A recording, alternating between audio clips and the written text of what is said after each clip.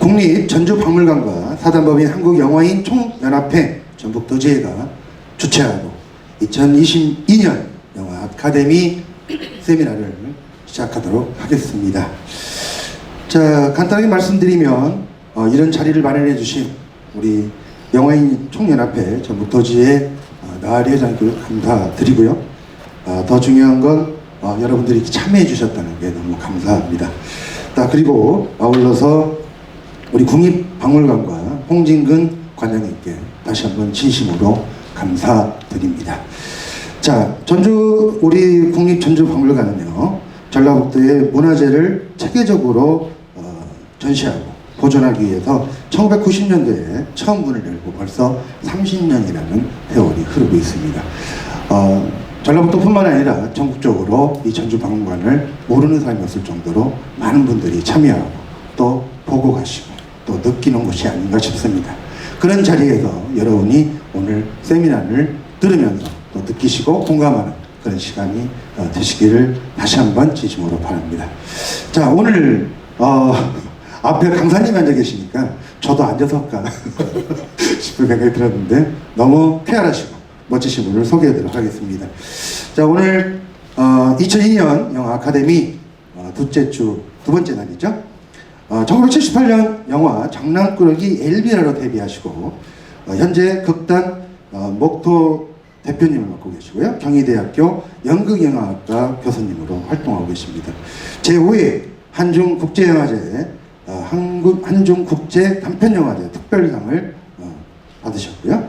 제41회 아시아 태평양영화제 최우수 여주연상을 받으셨고 제14회 동아연극상 여자연기상 수상하셨습니다. 최근에 이제 드라마도 하시지만 참여작으로 오픈 유어 아이즈를 통해서 2016년 외 다수 활동을 하셨고요. 2019년도에 경미의 세계 그리고 2022년도에 카시오페라로 활동하고 계십니다. 다시 한번 오늘 주제는 오늘 매일이라는 무대로 여러분과 함께할 강사를 소개합니다. 멋진 강사님이십니다. 영화배우 이영란이십니다. 박수 부탁드립니다. 여러분들이 들으면 알을 만한 영화는 하나도 소개 안 해주시고 잘 모르겠는 영화만 말씀하셨어요. 꽤 오래되긴 했지만 제가 태극기도 좀 휘날렸습니다. 태극기 휘날리며 장동건, 원빈 엄마 했어요. 그래서 원빈한테 업히고 장동건한테 안기고 그런 거 다 했고요. 그 다음에 또 여러분들이 좀 보셨을 꽃잎이라는 영화 5.18 주제로 한 소재로 한 거기에서 이정현 여기 자꾸 엄마만 했네요. 엄마. 그 다음에 또 여러분들이 좋아했던 늑대 소년 거기에선 드디어 송중기의 그 여자친구 근데 지금 나이 들어있는 여자친구 역할을 했죠. 여러분들이 제일 잘 들으시면 아실 만한 게 그렇게 세 개가 있고 그 다음에 천원비행이라는 영화도 좀 있어서 덕분에 뭐 노미네이트 상은 못 받았지만 여우정상 노미네이트 돼가지고 해외를 좀 몇 군데 다녀보긴 했습니다. 아까 상 받은 것 중에 하나 빠뜨리셨습니다. 제일 중요한 거 제가 너무 굉장히 감사하게 생각하는 게 하나 있어요. 그건 뭐 이렇게 트로피 받고 이런 상은 아니에요. 평론가 특별 언급이라는 상인데 베를린 영화제에서 단편 영화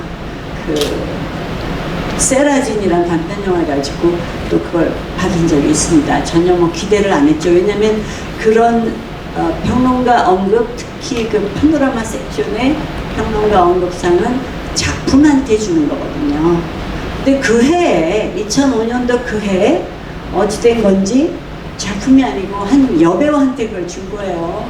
근데 그걸 제가 탄 거예요. 저는 이제 자랑을 좀 해서 좀 반맛은 없긴 하지만 그래도 그 얘기 꼭 해드리고 싶었습니다.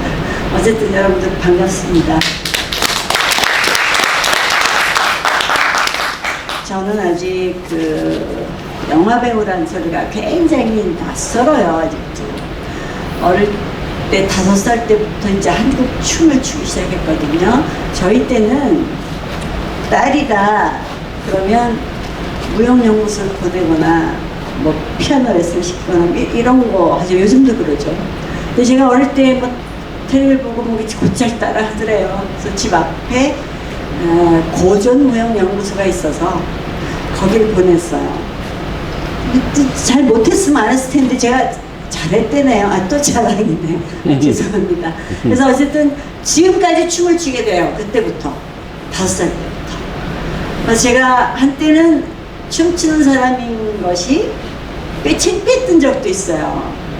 춤추는 친구들은 아주 이쁘고 상냥하고 다 좋긴 한데 책도 안 읽고 공부도 안 하고 연애질만 한다 뭐 이딴 소리도 많이 들었을 시절인데, 그때 제가 춤추는 사람 대열에 있다라는 게 꽤 못마땅하기도 했었어요. 근데 지금 제가 아주 어릴 때부터 몸으로 출발했다라는 게 이렇게 큰 축복인 줄을 살아가면서 진짜 점점점 더 느낍니다. 제가 이거 하나 딱 누르면 뭐가 나오는지 보세요. 오늘 아주 다행히 아주 많은 분이 꽉 차 있지 않아서 너무너무 편안하게 가족 같은 분위기에서 이야기를 할 수 있어서 너무 좋습니다. 괜찮죠, 여러분도? 그래도. 네. 그래서 제가 막 왔다 갔다 해요. 왜냐면 여러분하고 지금 같이 얘기할 거예요. 저 혼자서 1시간 다 못 떠들어요. 예. 쫙 몸이 나오죠? 몸. 이렇게 해놓고 한참 얘기 좀 할게요. 제가 어릴 때부터 몸으로 먼저 뭔가 시작했구나 하는 게 이렇게 큰 축복인 줄 몰랐단 말입니다. 요즘 시대를 이제 포스트 모더니즘 시대라고들 많이 하지요. 이 모더니즘. 근대라는 용어를 쓰는 게 아주 촌스러울 정도로 요즘은 근대라는 용어에서 벗어나고 싶어 해요. 일단 그걸 떠올리는 것조차 피하고 있는 입장입니다. 그러다가 현대로 갔다가 현대가 그렇게 많이 회자되지 않은 상태에서 바로 그냥 포스트 모더니즘, 즉 탈현대?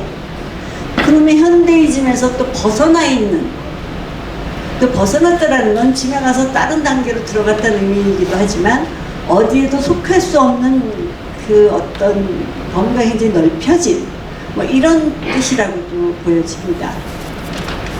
이 포스트 모더니즘 시대도 넘어오면서 과거에 있어 왔던 사람들이 굉장히 중요하다고 생각해왔던 모든 가치 기준들이 아주 다 뒤집혀 버리죠. 많이 뒤집혀 버립니다. 뭐 제가 이게 맞는 생각인지 모르지만 그거의 가장 큰 역할이라면 역할, 아니면 원인이라면 원인이 됐던 건 제1차, 2차 세계대전이라고 할 수 있을 거예요.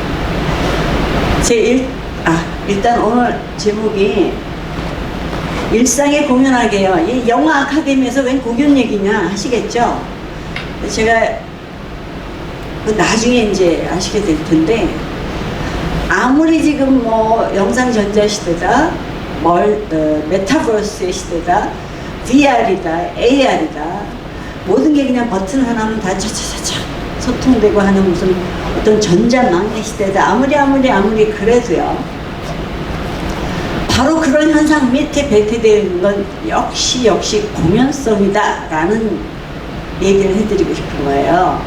그럼 공연성은 과연 뭐냐?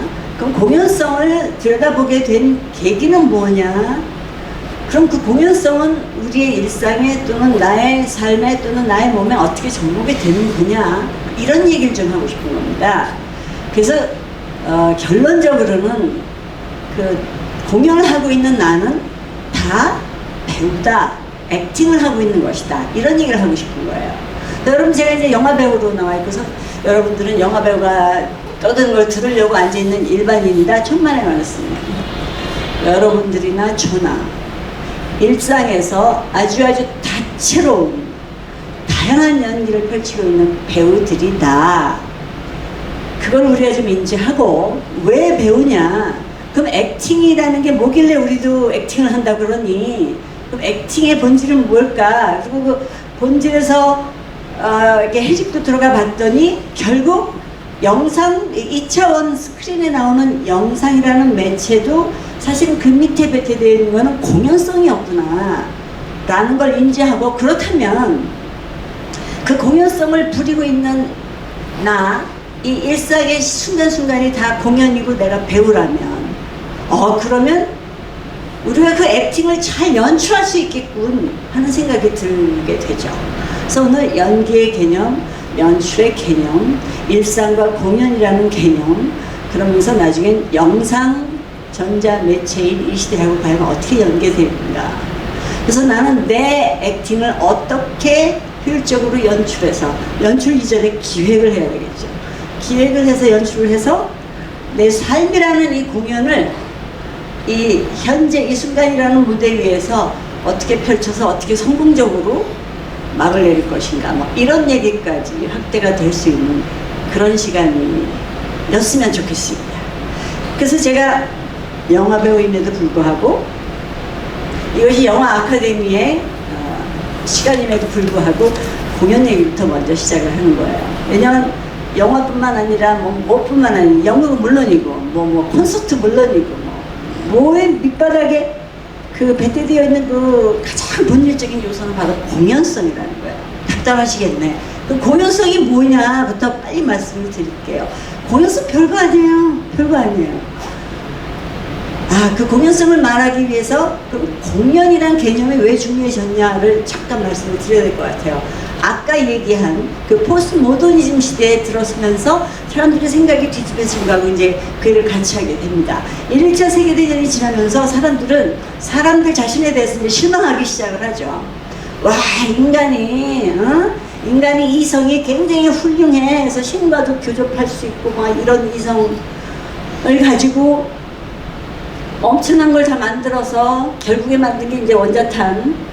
그래갖고 결국에는 사람을 열심히 죽이는 그런 행위를 일삼고 사람 열심히 다 죽여놨더니 부자가 됐고 부자가 되니까 힘이 생겼어요.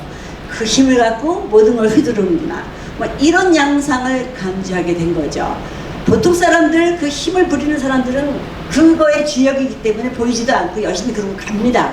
근데 바로 우리 같은 예술가라든가 종교인이라든가 사상가라든가 이런 사람들 눈에는 그런 것들이 감지가 되는 거예요. 그리고 그거는 본질을 떠난 어떤 표면적인 양상에 불과하니까 내가 목마른 건 본질이다 그러면서 열심히 예술인들은 또 그 밑바닥을 파기 시작을 합니다. 그래서 1910년대 부분에서는 바로 유럽의 아방가르드 무브먼트라는 게 생겨요. 아방가르드 아시죠?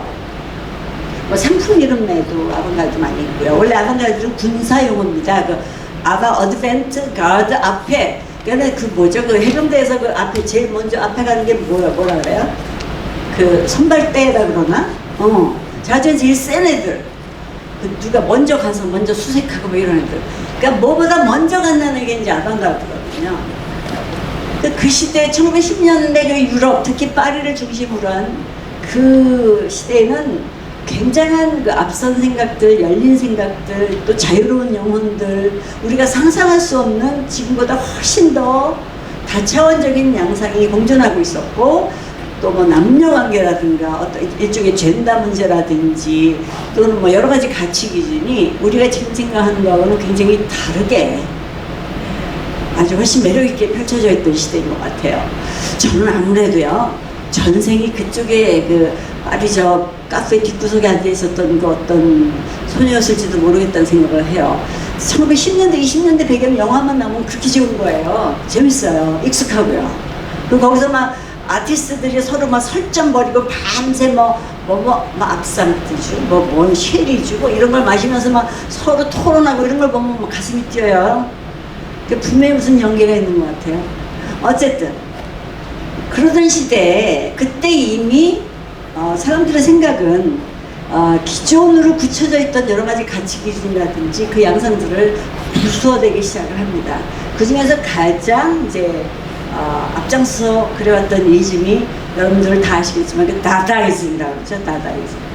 다다는 별 뜻이 있지도 않아요. 다다는 그냥 애들이 목마르고 놀 때 빠빠빠따따 뭐 이런 느낌의 소리거든요. 다다이즘의 그 표현은 뭐냐면 no to everything. 모든 거 다 X. 모든 거 다 개 X다. 그동안 사람들이 다 훌륭하다고 생각했고 구축했다고 생각했고 지들이 잘났다고 생각했고 힘이라고 가졌던 모든 것들 다 웃기는구나. 근데 또 부수기 시작을 합니다. 정말 40년대 50년대 이렇게 넘어오면서 또 독일의 플럭서스 운동 시작되면서 막 피아노도 부수고 피아노를 멋있게 치는 게 꼭 음악이냐? 나는 그냥 앉았다가 4분 35초 뭔가 앉았다가 일어나서 그냥 인사합니다. 그것도 연주예요. 앉아있는 동안 사람들이 왜 저래 코도 풀고 뭐 한숨 쉬고 부석거리고 왜 저러는 거야? 쟤 미쳤나봐. 그런 소음 자체가 음악이다. 막 이런 개념도 쌓습니다. 그리고 뭐 누군가는 그 전시회 할 때 변기? 남자 변기를 이제 올려놓죠? 그걸 전시했어요. 뭐 그런 사건. 그래서 하여튼 노라는 얘기를 하기 위해서 모든 예술가들은 굉장히 파격적인 행위를 일삼았던 시대이기도 하죠. 어쨌든 그러면서 그 2차 대전 원자탄 터지고 그 유럽에서 히틀러라는 그 자폐증 완전 극단적인 자폐증 환자가 사람들을 마구 죽이면서 이 예술인들이 거기를 피해서 이제 뉴욕으로 옮겨가기 시작을 해요. 그래서 미국 뉴욕의 실험국 또는 실험 문화의 장이 거기서부터 이제 시작이 됩니다. 50년대, 60년대. 1960년대 미국 뉴욕을 중심으로 한 실험극 운동들. 그게 아주 재밌는 게 많아요. 그러면서 거기서 또 어떤 그 변화가 오기 시작하냐면 이미 그거는 저 바우하우스 시대에 이미 시작이 됐어. 30년대, 40년대 유럽에서 일상과 예술, 여기 앉아있는 땅과 무대 위, 배우라는 이영남과 일반인이라고 생각되는 여러분들, 이 갭이 없어지는 거예요. 뒤집히거나 없어지거나 그냥 뭉개지거나. 그래서 뭐 예술이 훌륭해, 정신이 훌륭해, 뭐가 훌륭해, 얘는 안 훌륭해, 얘는 뭐 속이야, 성이야, 속이야, 이 구분이 다 없어집니다. 다 혼자가 되기 시작을 하고요.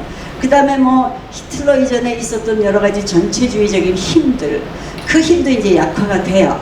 가장 가운데서 중심되는 힘이 딱 서가지고 다 모여, 내가 다 살려줄게, 다 죽여줄게 하는 힘, 그런 중심주의적인 사고방식이나 힘이 다 와해되기 시작합니다. 그래서 주변 것들이 중요해지고, 그리고 이 어떤 실체 개념보다 뭐 지금 양자역학 자체가 나와버렸으니까 실체 개념 자체가 지금 웃기는 게 돼버렸죠. 조금 격가지를 하자면 이게 이제 의자 있잖아요. 있어요. 있네. 만져주니까. 근데 실상은 뭐예요? 얘가 없기도 하죠. 이거 잘라서 분자를 뭐 또 잘라서 원자가 되고 원자를 또 잘라서 양자까지 잘라나 뭐 그럴 거예요. 그냥 계속 열심히 봤더니 우리는 알갱이가 있는 줄 알았잖아요. 알갱이가 단단하면 고체고 약간 헐렁하면 액체고 그 다음에 더 헐렁하면 기체다 라고 생각했는데 웬걸 그 알갱이를 더 짜게 봤더니 알갱이가 아니에요. 파장. 그래? 그러면 없잖아, 없는 거잖아 라고 생각했는데 또 어떤 때 보면 또 입자예요. 또 알갱이에요. 알갱이이기도 하고 파장이기도 해요. 그게 저 상상이 갑니까 여러분? 근데 그게 사실 현실인데 우리 그거 못 받아들이고 있잖아요. 아직도 아인슈타인도 끝까지 못 받았다며요. 싫다고. 난 양자역학을 안 받아들인다고. 어쨌든 그게 현실이라고 합니다. 제가 아주 알고 일천한 물리학 지식을 동원해 봤을 때 저 양자역학에서 아직 이제 그 아주 초보적인 양자역학 그 지식에 머물러 있는데 그것만 가지고도 저한테 굉장한 충격이었어요. 알고 보니까 있다고 생각한 게 사실은 없는 거, 우리의 개념으로 봐서는 없는 거예요. 그리고 우리는 알 수도 없는 모든 것에 쌓여 있었고, 저기 2차원의 그 플랫 월드인가 그런 그 애니메이션이 있죠. 그걸 보면 2차원 애들은 이 2차원 평면에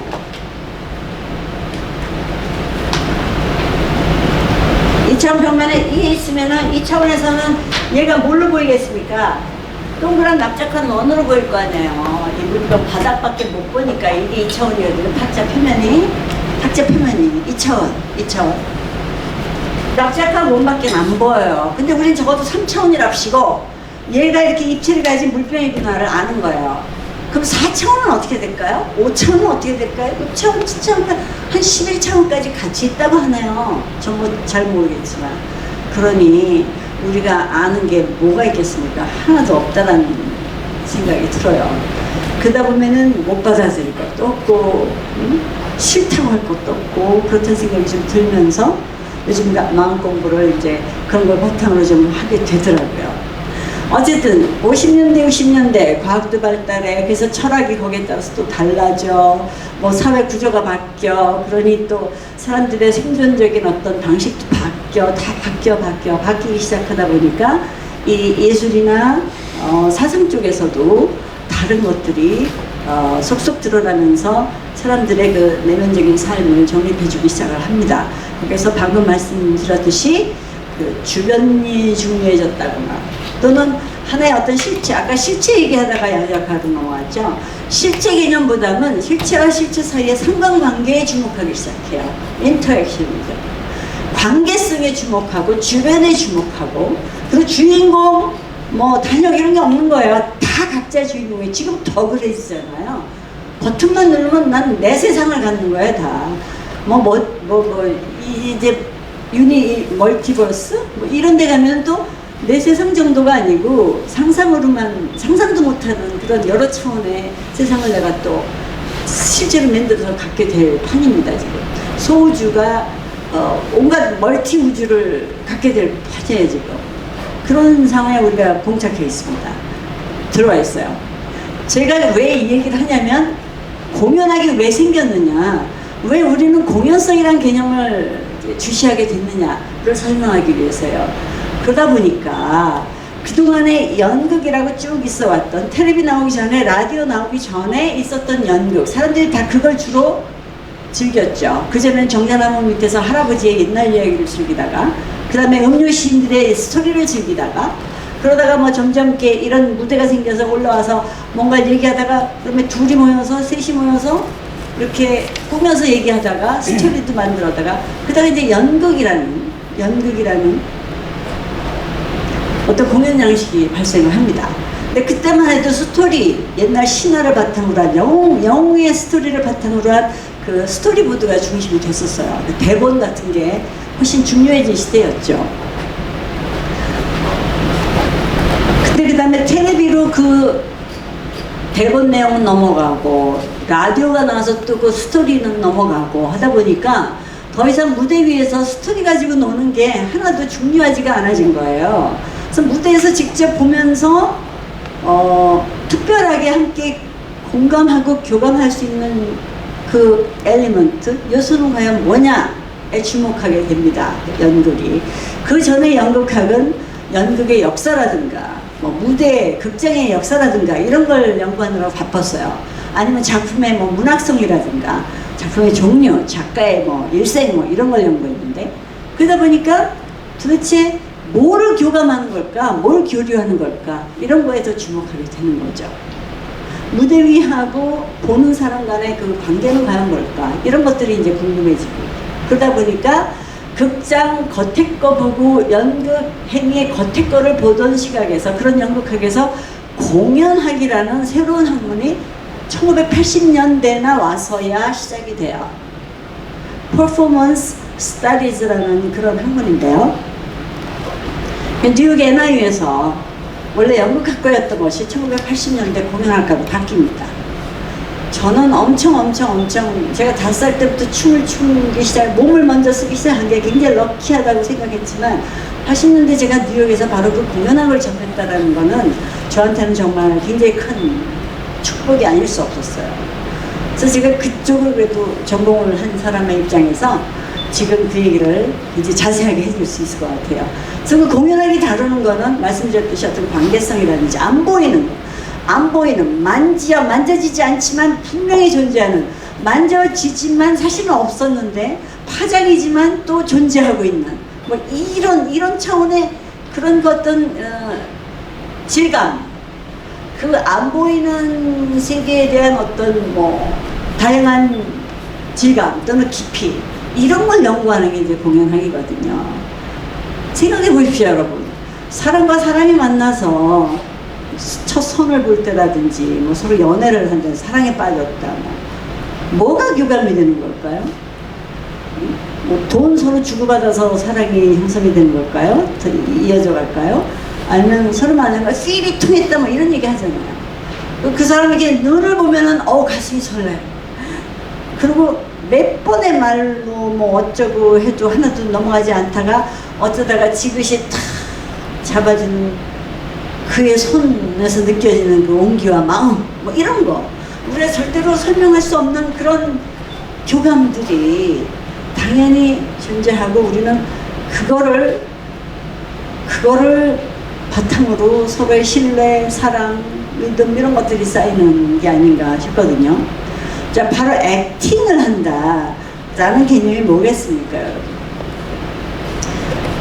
그렇게 1980년대 공연학이 생기면서 사람들은 연극을 겉으로만 또는 문학적으로만 역사적으로만 보는 게 아니라 어떤 퀄리테이티브한 질감적인 측면에서 보기 시작을 해요. 그러다 보니까 인간의 행위 자체도 그렇게 질감적인 측면에서 보기 시작을 합니다. 그래서 연기의 이론이라든가 연기 훈련 자체도 이제 그쪽을 중시하면서 방법론들이 많이 생기죠. 그리고 아까 말씀드렸듯이 무대하고 일상의 구분이 없어졌다고 했지 않습니까? 그래서 공연 나온 이후에 연기의 개념은 뭐겠습니까? 무슨 흉내를 잘 낸다? 목소리가 운전하는 것처럼 우렁차다? 잘생겼다? 이쁘다? 팔등신이다? 이런 게 아니죠. 연기의 가장 중요한 덕목이 뭐겠어요, 여러분? 어떤 것 같습니까? 내가 같이 얘기하자 그래놓고 혼자 여지껏 떠들었나요? 뭔 것 같아요? 여러분들은 배우를 보면은 뭐에 감동하세요? 이뻐서요? 잘생겨서? 어떤 게? 뭐가 느껴질 때? 저 보통 배우들한테 꼭 묻는 질문이 있습니다. 그 연기에서 가장 중요한 덕목이 뭐라고 생각하십니까? 내지는 배우가 될 수 있는 가장 중요한 덕목이 뭐라고 생각하시는지요를 꼭 물어요. 저는 그 아까 말씀하신 14회인가 40일인가 그 아태 영화제에 가서 제 처음 데뷔한 영화가 꽃잎이었는데 그걸 갖고 뉴질랜드 가가지고 최우수 여우조연상 받을 때 올라가서 한 얘기가 있어요. 물론 영어로 했습니다.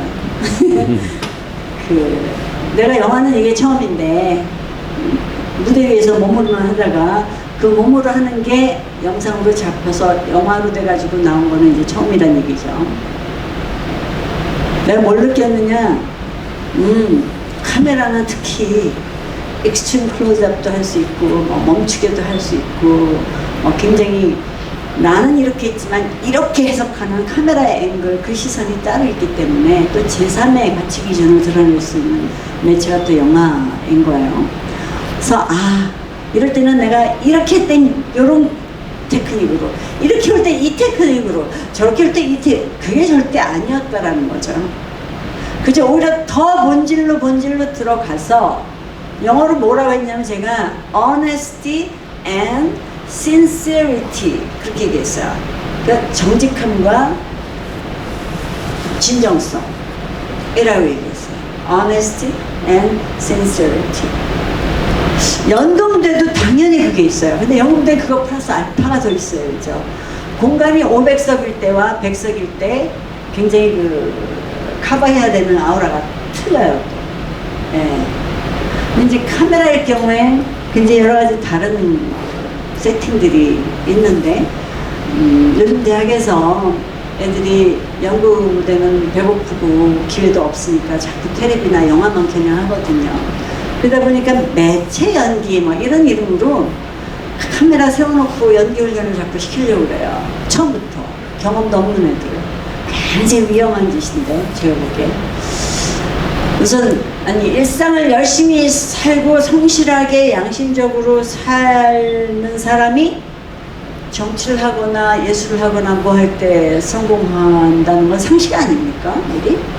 일상화는 지금 개차반으로 살면서 완전히 사기꾼이고 뒤에서 뭐 사람도 죽이고 별짓 다 하면서 딱 나서서 훌륭한 사람이라고 얘기하면 그거 처음엔 속을지 몰라도 안 속게 될 거 아닙니까? 바로 그런 것 같은 거예요. 연기도 실제로 내가 이렇게 찾아서 키워서 표명해보고 그것이 저기서 어떻게 받아들여서 나는 또 어떤 리액션을 받게 되고 그걸 갖고 나는 또 그 다음 호흡이 어떻게 정립이 되고 이런 실제로 살아본 게 없이 그냥 이렇게 아이코닉하다 그러죠. 도식적으로 외워서 할 수 있는 연기란 있을 수가 없습니다. 특히 영화 연기, 필름 연기를 그렇게 생각하시면 큰일 나는 거예요. 우리 일상생활도 마찬가지잖아요. 일상생활이 왜 연기냐 쪽의 얘기로 이제 넘어갈 수 있을 것 같아요.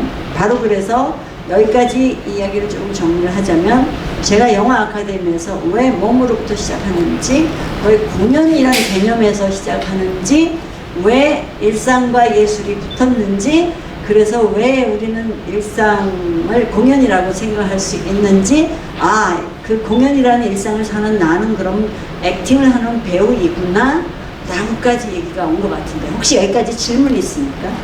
못 알아듣겠다? 너 무슨 소리 혼자서 떠드니? 혹시 있습니까? 없죠? 저보다도 훨씬 더 많이 하시는 분들이니까 다 아실 거예요. 근데 여지껏 여러분들 영화하고 연극은 굉장히 다른 거라고 생각하시잖아요. 당연히 다릅니다. 매체가 틀리죠. 연극은 이제 무대 위에서 이렇게 직접 주고받고 똑같은 걸 해도 절대 똑같을 수 없는.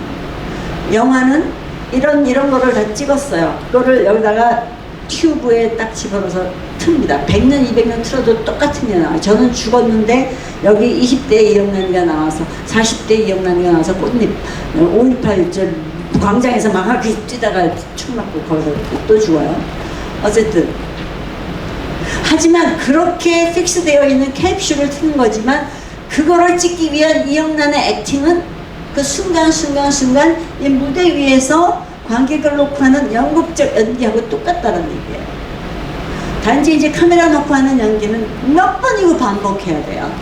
이 앵글에서도 반복하고 저 앵글에서도 반복하고 둘이 있을 때 반복하고 셋이서 반복하고 그룹 속에서 반복하고 혼자서 반복하고 이 사이즈로 반복하고 이 사이즈로 반복하고 이 사이즈로 반복합니다.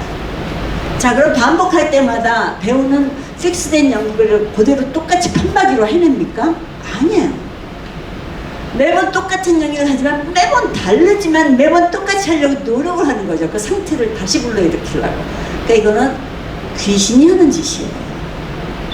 사람이 하는 짓이 아닙니다. 이거는 보통 신묘한 짓이 아닙니다, 사실은. 그래서 배우라는 한자가 인간이 아니다, 아닐비 인간인 그렇게 돼 있는 거랍니다. 제가 한자를 잘 모르는데 하여튼 그래서 여러분들도 액팅을 일상에서 이제 한다라는 얘기 쪽으로 그럼 넘어가겠습니다. 여기까지 이제 다 얘기가 됐으니까요. 무대하고 일상 붙었어. 나하고 여러분도 붙었어. 다 배우야. 그리고 연극과 영상 매체 붙었어. 다 붙었어요. 지금 그리고 과거에는 머리, 생각과 몸을 또 이분화시켰죠. 그래서 몸은 아주 그냥 싸고 먹고 그냥 기능적인 거, 머리는 훌륭한 거, 신도 생각하고 지식도 지혜도 머리 그렇게 이분화시켰었어요. 근데 바로 그 1910년대, 20년대, 30년대 이렇게 아방가르드 문화 넘어오면서 1차 세계대전 지나면서 인간 개똥이구나 라고 생각하고 막 그러고 지나오면서 바로 그 이분화도 없어집니다. 그래서 이 전체 몸이라는 실체라 그러면 이제 또 실수죠. 몸이라는 개념에 대해서 다시 시작하게 되었다. 이 포스트 모더니즘에 와가지고. 그래서 몸은 옛날에 뭐 싸고 먹고 어떤 기능 걷고 뛰고 기능적인 역할로만 치부되던 것에서 이제는 몸 자체가 영혼이 서린, 마음이 서린, 머리와 몸이 분리되지 않은 그 모든 것이 같이 반죽되어 있는, 비벼져 있는, 그리고 그것만 우리가 생각할 수 있는 것만 비벼져 있는 게 아니라 우리 또 과학적으로 이렇게 살펴보니까 우리가 별의 구성 성분으로 우리가 구성이 되어 있잖아요. 우리 별이래요, 별. 별이 어디 우주에 있지, 우주. 우주에 떠도는 별, 별은 우주의 일부. 그럼 우리는 우주의 일부. 그래서 우리는 소우주, 저쪽은 대우주, 이런 개념까지 왔죠. 우주의 우주, 몸이 우주입니다. 그거 생각해 보세요. 그렇게 훌륭하다는 머리, 여러 가지 말로는 설명할 수 없는 것도 눈빛, 그리고 표정, 기운, 느낌, 이게 다 어디서 와요? 일단 몸에서 와요. 몸에서. 그리고 말로 아무리 꼬셔도 안 넘어가던 그녀가, 내가 진짜 이 honest and sincerity, 진정성을 가지고 진짜 며칠 꼬박 세운 눈빛으로 진정성을 가지고 말 한마디 못하면서 그냥 이렇게 절절히 바라보는 내 눈빛을 보고 그녀가 그 순간 넘어가더라라는 거죠. 네, 바로 그게 몸이에요. 몸이 꼭 싸고 먹고 걷고 뛰는 게 아니다 라는 개념으로까지 와요. 1980년대 공연하게 생기면서. 그러면서 몸에 대한 건 또 소매틱스라는, 소마가 몸이었나 영혼이었나, 저지가 뭐 그릭 루트가 그래요. 소매틱스라는 학문도 생깁니다. 몸학이죠. 몸. 지금 소매틱스가 마사지 이런 것도 기치료 비슷한 거예요. 그게 생겨요. 어쨌든 그럼 뭐 일상을 사는 여러분들 배우이고 일상은 무대다. 이 얘기 조금 더 집중적으로 해보겠습니다. 일상에서 그럼 여러분은 배우라는 얘기인데, 여러분 일상에서 액팅을 한다는 얘기인데 해요 안 해요? 여러분들 그 공연하게 오면서 또 공연이란 개념도 굉장히 확대가 돼요. 그래서 뭐 연극이고 무용이고 콘서트고 이거 구분도 안 해요. 이제는 그냥 연극 보러 갔는데 대사 한마디 없이 몸으로만 하는 연극도 있었고요. 무용 공연 갔더니 앉아서 떠들기만 하는 무용 공연이 있었고요. 제가 미술 전시회를 갔더니 이 차원에서 답답하다고 뛰쳐나와서 3차원 공간을 휘젓고 다니면서 몸으로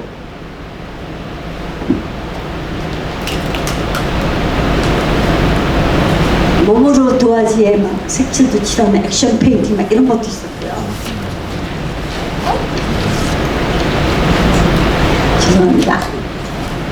아니면 무용 공연 갔더니요, 사람은 하나도 안 나타나요. 기계들이 나와서 발레를 하더라고요. 그거 이미 1920년대 얘기예요.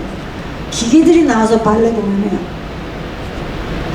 하여튼 그리고 또 조각 전시 갔더니요, 조각이 막 걸어댕겨 움직여.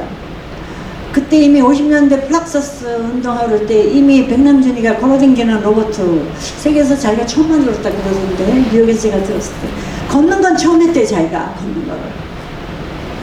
어쨌든 그렇게 됐어요. 장르 간의 벽도 허물어집니다. 센터 개념과 주변의 개념 이분화도 허물어집니다. 몸과 머리 허물어집니다.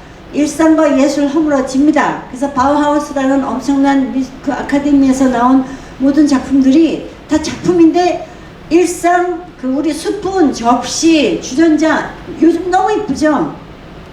다 그때 시작된 거예요. 옛날에 먹는 그릇하고 전시하는 그릇은 달랐어요. 근데 요즘은 거의 전시하는 듯한 아티스틱한 소품들을 우리 주방에서 다 볼 수 있고요. 그런 문양들도 볼 수 있고 그래집니다. 하여튼 일상과 예술 무너졌어요.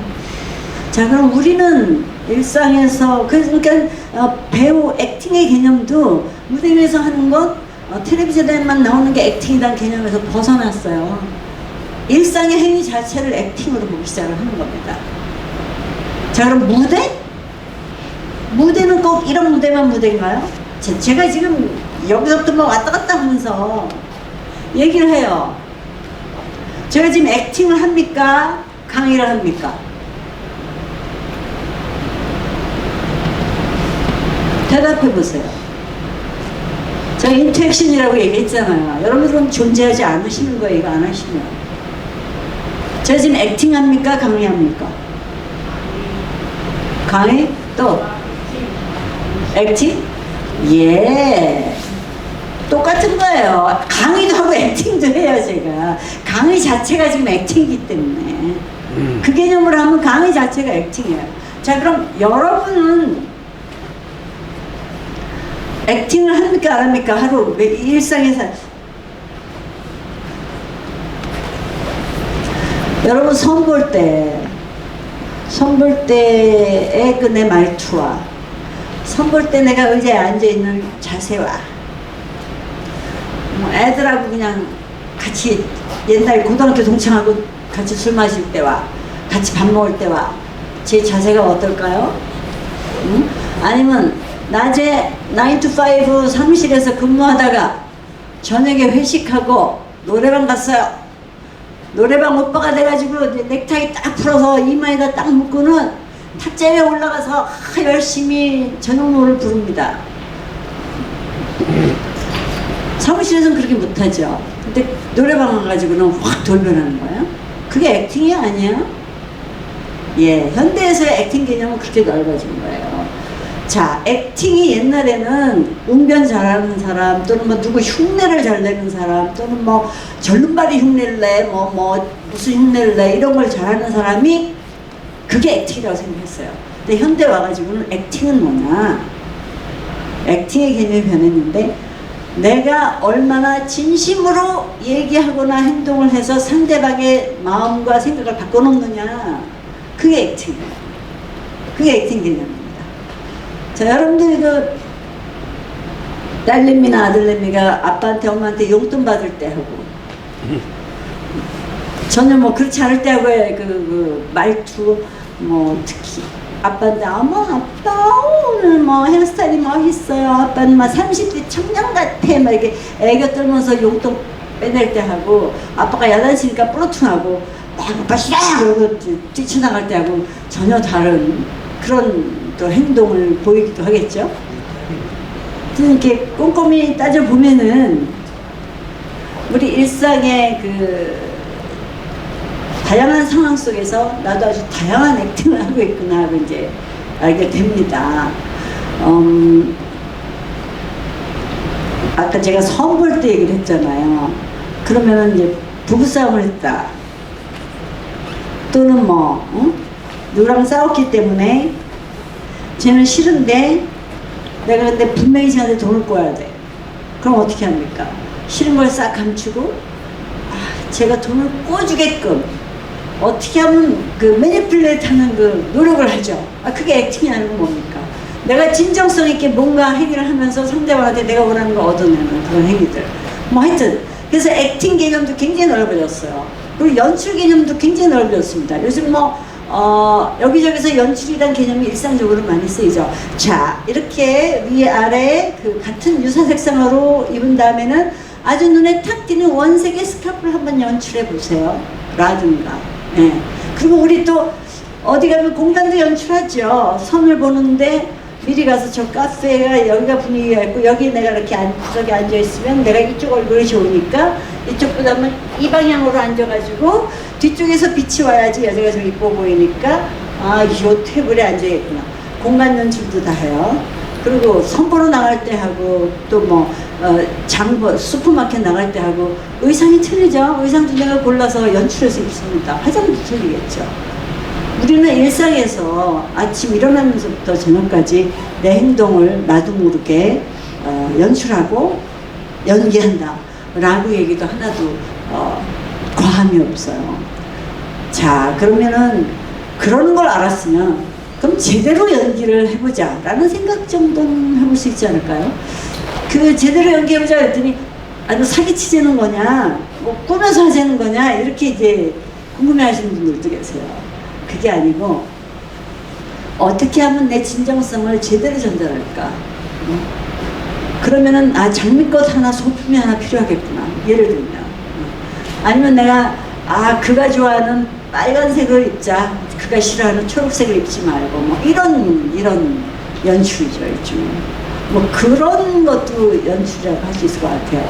그런가 하면은 식탁도 우린 연출하잖아요. 오늘 저녁 반찬은 뭘 하지? 그 다음에 오늘은 누구 생일이니까 뭐 케이크를 내가 이걸 좋아하니까 이런 케이크 조금 몇 개. 그 다음에 뭐 부부싸움 했어 아침에. 근데 가만히 생각해보니까 내가 잘못했어. 근데 잘못했다고 얘기하기는 싫어. 그럼 어떡할까? 남편 들어오기 전에 뭐 그냥 띵동 하니까 문을 열어줬다 치고, 그다음에 획 돌아서 들어갔는데 뭐 궁뎅이에 아주 커다란 빨간 하트가 딱 붙어있다, 예를 들면. 예. 그러면 들어온 사람이 피 속으로 웃으면서 아, 뭔가 화해하고 싶은 모양이구나. 분위기가 좀 달라지겠죠. 아니면 또 이렇게 밥 뚜껑을 딱 열었는데 완두콩으로 하트가 또 딱 그려져 있어, 예를 들면. 아, 연출 아니야, 그럼요. 일상에서 우리는 굉장히 다양하게 아주 디테일하게 연출을 합니다. 사람들은 내 캐릭터를 보통 개성이라고도 하고요. 와, 뭐 개성이 강하다, 페르소나, 폴소나 막 이런 표현들을 하죠. 그거는 바로 내가 택한 캐릭터예요. 나도 모르게 내 집안 분위기, 주변의 환경, 뭐 내 연배, 내 그 사회적인 어떤 카테고리 안에서 나도 모르게 픽스된 내 캐릭터들이 있어요. 그걸 개성이라고도 많이 해요. 배우들도 이 작품에서는 난 이런 캐릭터를 해야 돼. 철딱선이 없고 전혀 그냥 한 번도 철이 안 들어본 60대 엄마, 그 캐릭터를 제가 요즘은 하는데 가끔 까먹어요. 철딱선이 없이 아, 이건 그냥 나 그대로 해도 되겠다 하는 생각이 들어서 마음 편하게 하다가 어떤 때는 아하, 내가 고3 때 연대장하고 교수 노릇하던 그런 느낌까지 푹푹 막 나오는 거예요. 그래서 아차, 내가 이게 좀 신경을 못 썼네 이런 생각이 막 드는, 어저께 이제 촬영을 했는데 막 분노하고 화를 내는 건데 내가 너무 연대장처럼 화를 냈구나 하고 생각이 드는 거예요.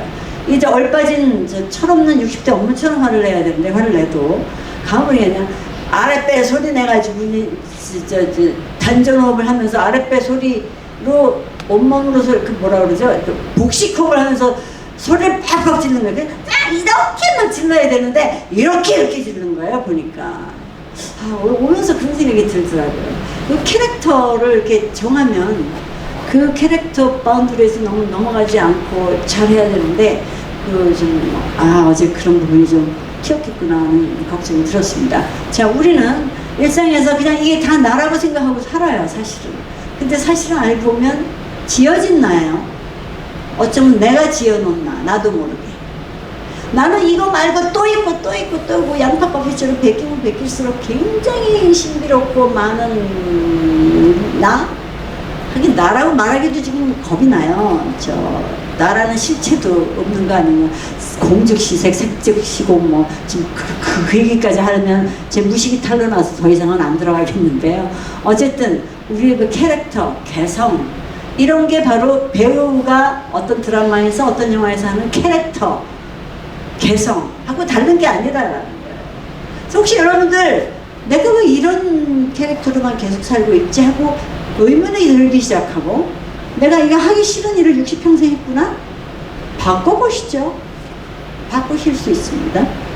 왜냐하면 그게 나가 아니에요. 나도 모르게 픽스된 나의 캐릭터이지. 나는 다른 캐릭터일 수도 있고 이 캐릭터가 싫으면 다른 캐릭터로 바꿀 수 있고 조율해 볼 수가 있는 거랍니다. 그게 연출이에요. 나에 대한 연출을 하는 거죠. 굉장히 가볍게 얘기했지만 굉장히 중요한 얘기고 굉장히 심오한 얘기일 수도 있어요. 우리가 오늘 얘기한 중에 가장 여러분한테 제가 해드리고 싶은 얘기일 수도 있습니다. 어쨌든 그래서 지금 연기의 개념, 연출의 개념, 요즘 우리 일상에 접목될 수 있는 그런 바뀌어진 확대된 개념들까지 이제 얘기를 했습니다. 이 즈음에서 뭐 그래도 제가 아주 심플하지만 성의껏 이렇게 걸어놓은 이런 걸 좀 보고 살짝 코멘트 하도록 하지요. 예, 공연하기 1980년대 왜 생기기 시작했는지 말씀드렸죠? 기억이 나죠? 연극하기였다가 공연학으로 간 거예요. 80년대 뉴욕에서 시작이 됐는데, 그래서 연극에서 공연이라는 개념으로 확대가 됐다가 그 공연을 이해하기 위해서 내적인 요소들을 연구하는 공연학이 시작되고 그것이 일상으로까지 접목이 되어서 연극에서 공연이라고 확대된 것이 일상이 공연이구나 라는 인식까지 이제 넓혀졌다는 얘기. 자, 우리가 내 개인 얘기만 지금 많이 했어요. 내 개인도 배우고 내가 액팅을 맨날 하고 있고 우리 그거 연출 잘 해보자 적극적으로 그렇게 살면 내 인생살이 내 삶 자체라는 공연, 내 삶이라는 공연을 어떻게 연출해서 어떻게 성공시킬 것이냐 그 얘기를 이제 제가 던져봤죠. 자, 그러면 꼭 나만 공연하냐? 가장 그 극명하게 찾아볼 수 있는 게 이런 거죠. 우리 철마다 자연의 어떤 순환 그 흐름에 따라서 그때그때 공연을 하고 있어요. 특정한 의상을 입고요. 특정한 음식을 어퍼링이라고 그러죠. 어퍼링을 차려놓고 특정한 행위를 하면서 특정한 그 언어도 있어요. 용어도 있고요. 이건 단어인가 보네요. 단어에서 이렇게 그네를 띄고요. 야, 이건 창포에 머리 감나 봐요. 5월에 창포. 다 이유가 있어요. 5월이 돼야 창포가 나고, 창포에 뭘 감으면은 뭐 머리가 뭐 윤기가 나고 뭐 병마가 없어지고, 어쩌면 창포가 너무 많으니까는 빨리 없애려고 머리 감게 했는지도 모르겠어요. 어쨌든 굉장히 생존적인 레벨의 필요성과 어떤 미학적인 측면과 그런 이유가 다 밑에 있더라고요. 예를 들어서 뭐 동시에 팥죽 먹는 거, 빨간 거 먹으면 귀신이 물러가서 귀신이 무서워한답니다. 그래서 먹는 거래요. 그러면 호두 깨먹는 거 이제 부럼, 그 따각따각 깨먹는 소리에 귀신이 물러간답니다. 악귀가. 그런 믿음들이 있어요. 근데 이제 보통 그 팥이 건강에 좋으니까 그 계절에 추위를 방지하기 위해서 건강에 좋으라고 많이 먹었는지, 아니면 그 계절에 팥이 남아 돌아서 빨리 해쳐야 되니까 빨리 먹게 했는지, 여러 가지 이유로 다 우리는 그걸 지키고 살아옵니다. 공연, 연출, 기획이 밑바닥에 있는 거죠. 자, 송편을 유독 먹어요. 추석. 예, 윷놀이를 하네요. 놀이. 저 뭐 수메르 지역에도 똑같이 윷놀이 한다 그러네요. 보면은 이게 다 때 보면 어느 때 저걸 하는구나. 괜히 하는 게 아니에요, 여러분. 기획이 다 돼 있어요. 자연적 기획. 이건 또 이제 설날에 꼭 용돈 버느라고 세배하는 게 아니겠죠. 그 한 해가 이렇게 바뀌면서 모두 만수무강 건강하자. 팥죽 먹네요. 저 귀신들 물러가고 건강해지라고. 떡국 먹네요. 저때 이제 묵은 쌀이 많았던 것 같아요. 그래서 쌀로 떡해서 떡국 먹어라. 그런 것도 있는 것 같고요. 그 다음에 저게 뭘 닮았대나. 이 떡, 가래떡 길게 뽑으면 명치를 길어지라고 오래오래 살으라고 저런 거 먹인답니다. 그런 얘기 들었어요. 떡매 치고 있습니다. 이게 이제 저기 제사에는 관심 없고 제법에만 관심 있어서 혹시 10,000원짜리 꺼내나 신사임당을 꺼내나 뭐 누굴 꺼내나 지금 보고 있는 것 같아요. 손잡은 거. 그 다음에 100일 우리 태어나면서부터 태어나서 뭐 탯줄 갖고 어디다가 해서 뭐 기원 드리고 100일 되면 저렇게. 근데 글쎄 남자아이들은 꽃이 이렇게 내놓고 자랑스럽게 찍고 여자아이들은 한 번도 그렇게 찍어준 사진을 본 적이 없습니다. 저때부터 왜 남자는 꽃이 보여주고 여자는 감추고 찍었는지 여러분들 뭐 너무 잘 아시겠죠? 언제부터 저랬는지 언제까지 저럴 건지 아주 궁금해지고 있어요. 그 다음에 첫 돌, 1년 잘 살았네. 돌. 그 다음에 이제 생일 때, 우리 생일 때 저렇게 케이크 주변 친구들이 보세요. 이거 특별한 꽃갈 모자도 쓰고 이럴 때를 그 추억하면서 마치 유아 시절로 돌아간 듯이 하죠. 빨간 장미를 주는 것은 뭐, 노란 장미를 주는 건 뭐, 흰 장미 주는 건 뭐, 다 심볼이 있어요. 색깔, 의상, 행위, 언어, 용어, 오브제, 물건. 돈이냐, 그게 신사임당이냐, 배춧잎이냐, 뭐, 배춧잎이 신사임당인가요? 하여튼. 자, 저것도 보셨어. 결혼하고 나서 패백 드릴 때 대출 던져 이런 심볼릭한 행위들 대단해요. 재밌습니다. 이런 행위들을 이렇게 찾아보면요. 저거의 그 극치가 뭐냐면 진도 씻김 굿에 많이 나와 있어요, 여러분들. 진도 씻김 굿 보면은 처음부터 끝까지 12거리가 상징의 아주 상징적 행위. 상징적 오브제들, 그 배가 황천길이고 뭐 조그만 배를 넋을 담아가지고 그 배를 가르면서 황천을 가고, 근데 돈 안 올려주면 안 가. 또 돈 많이 팍팍 올려야지 또 잘 갑니다. 이렇게 그런 행위들, 심볼릭한 행위들 우린 일상에서 다 하고 있어요. 엄청난 배우들이죠. 예, 우리가 배우 아니에요? 우리가 연기 안 하고 삽니까? 도대체 일상에서 저 부부싸움한 후와 자녀와 나와의 사이에서 연기뿐만 아니라 자연과 나와 신과 나와 사이에서도 이런 액팅들을 하지요. 앞으로 태어날 생명에게까지도 저는 액팅을 하면서 심볼릭한 행위들을 하면서 사는 겁니다. 예, 60, 70, 돌아가신 분 또 보내드리는 이 예식은 또 엄청난 시어터예요. 이 장례 절차. 방금 말씀드렸던 진도에 씻긴 것이 바로 이 혼 잘 보내드리는 그 행위거든요. 씻겨서. 아이고, 결혼식 하고서는 또 이렇게 뒷곁에 가서는 신부가 신랑은 너 앞으로 잘해. 안 그러면 죽는 수가 있어. 뭐 이런 행위. 저 또한 심볼릭한 행위인지는 모르겠지만요. 하여튼 우리가 보세요. 일상을 한번 다시 돌이켜 보십시오. 1월부터 12월까지 절기가 도대체 몇 개입니까? 난 이제 24개밖에 모르겠는데 더 있는 것 같아요. 하여튼 우리가 그러고 살아왔어요. 특히 농경시대에. 근데 지금 그거 다 없어지고 배 띄우고 나갈 사람이나 만져 들어오는 거 나가는 거 그 해 달력이 따로 있더라고요. 저기 발리 갔더니 그 발리의 달력이 또 따로 있어요. 대나무 이렇게. 그러니까 모두 자기가 자연을 대하는 어떤 그 법칙이나 구조나 타임 스케줄 같은 게 서로서로 다 달라요. 옛날에도 다르고 지금도 다르고요. 그런 것도 이제 생각해 보면 야, 엄청난 무대구나 라는 생각을 하시게 될 겁니다. 자, 그러면 이렇게 절기에만 했나? 일상에서 아까 제가 얘기했듯이 자기 노래방을 보십시오. 노래방. 이렇게 노래방 오빠, 젊은 오빠로 갑자기 과장님이 낮에 엄숙한 과장님이 저녁에 엄청난 젊은 오빠로 변모하는 저런 노래방. 또 여기는 애들, 대학생 애들이 MT 가가지고 주로 마피아 게임 같은 거 해요. 엄청난 연기죠, 액팅. 지가 마피아 아닌 척, 마피아인 척, 그거 하면서 상대방을 골려먹고 속여먹고 그러면서 이겼다 그러고. 자, 노래방 여기 김 과장님이 젊은 오빠로 변하고 있습니다. 저기 처음 보는 현장이에요. 평소에 저렇게 다소곳한 자세로 앉아있을 리가 없는 그녀께서 저기 장미를 가운데 두고 아주 고혹스럽게들 앉아있죠. 자, 우리 다 이런 경험이 있죠. 우리 모두 프로페셔널 배우예요.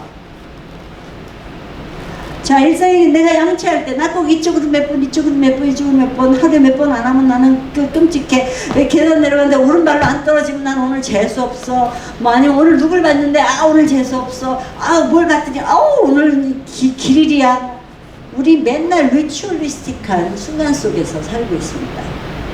야, 오늘 나갔는데 걔를 봤는데 오늘 아주 재수 더럽게 없겠다. 야, 아주 리추얼리스틱한 굉장히 또 다른 차원의 어떤 그 분석 속에서 나의 일상을 기획하고 연출하고 액팅하고 있습니다. 우리 예견하고.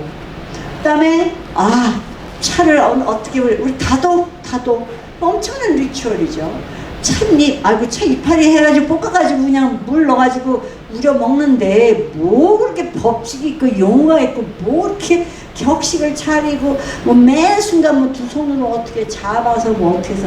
제가 절에 그 무건수행 갔더니 그 식당 작법이 또 있어요. 제일 좋아했는데 진짜 맛있더라고요. 절밥 진짜 맛있어요. 그것도 식당 작법은 또 여러 가지 엄청난 리추얼이에요. 어떻게 들고 들어와서 따르고 덜고 어쩌고 다 같이 앉을 때 다 같이 한 알에 뭐에도 뭐가 있고 한 방울에 뭐에도 뭐가 다 먹고 다 먹고는 한 톨도 안 남기고 물러서 또 헹궈서 뭐 대단한 뭐 그거 외우더라고요. 소화가 다 돼요. 먹는 중에. 어쨌든 그걸 많이 잊어먹고 있어요. 우리 현대인들은 솔직히. 그걸 다시 되찾아서 내 삶, 내 순간에 대한 어떤 제가 아트영화제 가서 honesty and sincerity를 얘기했듯이 매 순간 내가 내 액팅을 그렇게 진정성 있게 정말 나하고 밀착되는 그 솔직한 순간들로 이루어간다면 내 공연은 성공하는 거죠. 네, 바로 그 얘기를 오늘 꼭 해드리고 싶었고, 여러분들의 일상의 순간순간이 우리가 올라가는 무대 또는 우리가 보게 되는 이 영화 스크린, 이거보다도 훨씬 더 숭고한 현장이다 라는 말씀 드리고 싶었습니다. 그리고 아침에 일어나면 이렇게 환기를 한다고 아침에 꼭 열고 환기를 하고 또는 명상음악을 튼다든지 자기만의 리추얼이 있어요. 우리가 여러분들 만약에 없으면 하나씩 만들어서요. 꼭 해 뜰 때 일어나서 나는 해 뜨는 걸 바라보며 오방잡기를 하겠다라든가 또는 앉아서 꼭 촛불을 켜고 명상을 하겠다라든가 아니면 꼭 뛰겠다라든가 나는 자기 자신의 일상의 리추얼이라고 그러죠. 의례, 의식, 리추얼은 뭐 제사, 제보다는 조금 작은 개념의 어떤 루틴화된 행동과 어떤 다른 차원과의 소통을 원하는 그 나대로의 어떤 습이라고나 할까? 그런 걸 리추얼이라고 부르거든요. 이렇게 아침에 문을 열면서 어떤 행위도 리추얼리스틱하지 않은 행위가 없습니다. 이렇게 보다 보면. 그리고 산에 가서 또 사진을 찍을 때 얼마나 연출들을 하십니까 요즘. 진짜 연출들을 하더라고요. 동굴에서는 또 막 이렇게 찍고 저기 바위하고 바위 사이 이렇게 뛸 때 꼭 찍어 뭐 라든지 밑에서 이렇게 뛰고 찍고 막 대단하게 연출하면서 찍어요 요즘 사진. 이 휴대폰이 카메라가 된 이후로 엄청나게 다양한 다채로운 사진들 뭐 이렇게들 많이 찍으시죠 이렇게. 자 그리고 우리 사진 찍을 때 화이팅 주먹 뭐 하잖아요. 이게 뭐야 액팅 아니고 뭡니까 도대체. 자 여기도 이러네 그거. 이따 끝나고 보세요. 사진 찍을 때 이거 시키지. 그게 액팅 아니고 뭐겠습니까. 네 그래서 바로 내 순간순간 내 일상을 나는 기획해서 연출해서 현명하게 연출해서 진정성 있게 연기해서 나 자신도 바꾸고 나와 소통하는 모든 사람들의 관계 속에서 나는 매 순간 살아야겠다 라는 생각을 하게 됐으면 좋겠고요. 바로 저런 베이스를 가지고 액팅하는 것을 찍어서 스크린으로 보이는 게 영화이기 때문에 영화 이전에 이미 저 단계가 마스터 돼야 된다는 얘기예요. 바로 공연성이 살아있어야 된다는 거죠. 지금 금방 끝내겠습니다. 1분. 공연성, 이제 가장 오늘의 핵심. 아까 얘기했죠. 그 공연성이 뭘까? 공연성이라는 용어는 그럼 과연 뭘까? 타임? 템포? 타임을 의미하는 여러 가지 용어가 있어. 템포, 인터벌, 간격, 템포, 빠르냐 늦게 하냐. 내가 그녀에게 다가갈 때 팍 손을 팍 잡느냐 아니면 은근히 아주 느리게. 자, 그때 내 시선은 이리 갈 것이냐 이리 갈 것이냐. 어떤 게 더 효율적일까? 템포, 스페이스. 내가 그녀 옆에 있을 때 이쯤에 서서 장미를 건너는 게 맞을까? 아니면 높게 낮게 이렇게 장미를 줄까? 아니면 프로포즈 할 때 어떻게 할까? 이렇게 하고 프로포즈를 할까? 아니면 멀리서 던지면서 프로포즈 할까? 공간성. 네.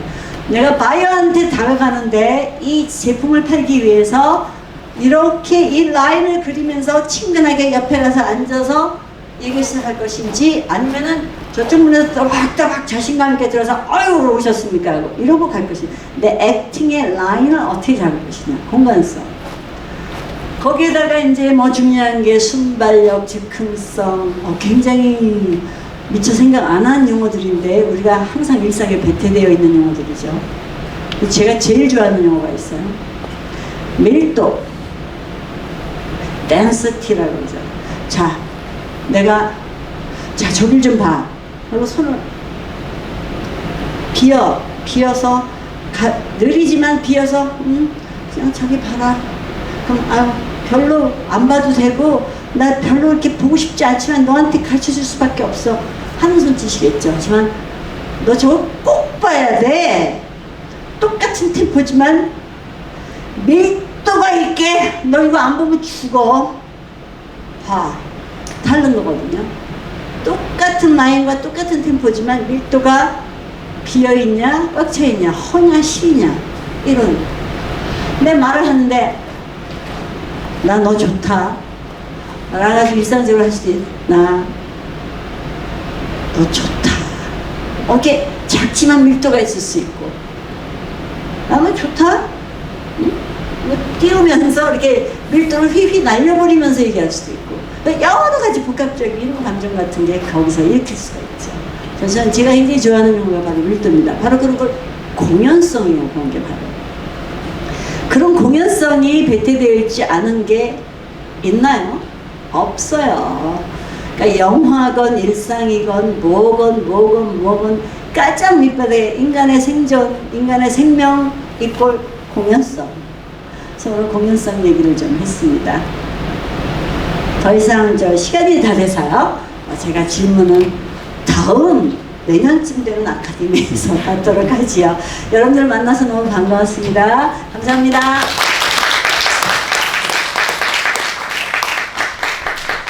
네, 참 잘 들었습니다. 제가 양력을 더 공부해가지고 다음에 내년에는 실수 없도록 하겠습니다. 그리고 제가 하나 빼먹은 게 있네요. 우리 노래도 잘하십니다.